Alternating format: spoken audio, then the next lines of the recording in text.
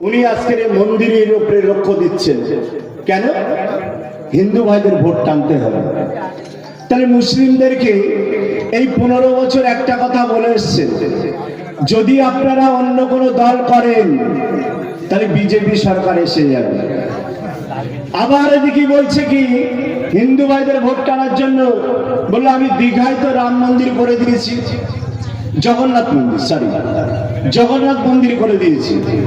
তো ওই দীঘাতে তো অনেক মুসলিম সম্প্রদায়ের মানুষ যায়, তারা নামাজ কালাম পড়তে পারে না, অনেক নামাজি মুসল্লি যায়। তাহলে সফর করা কিন্তু কোনো অপরাধ না, সফরটা যদি সফরের মতন করেন সেটা কিন্তু ভালো দিক।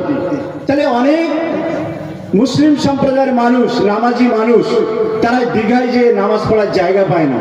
তা তুমি যেমন একটা জগন্নাথ মন্দির করেছিলে, পাশাপাশি তো একটা মসজিদও করে দিতে পারতে ভাই। তুমি তা না করে একতরফা করে যাচ্ছ। এই একতরফা দিন কিন্তু আর নেই, সকলকে সমান চোখে দেখতে হবে। আমাদের যিনি নওশাদ সিদ্দিকী ভাইজান, আজকের অনেকে বলছেন এটা মুসলিম দল, আমি বলবো না। কেন বলবো না? আজকের আপনারা অশোকনগরে যিনি প্রার্থী হয়েছে তার নাম কি আপনারা জানেন? জানেন কি নাম? তাপস ব্যানার্জি। আজ উনি কি মুসলিম মানুষ?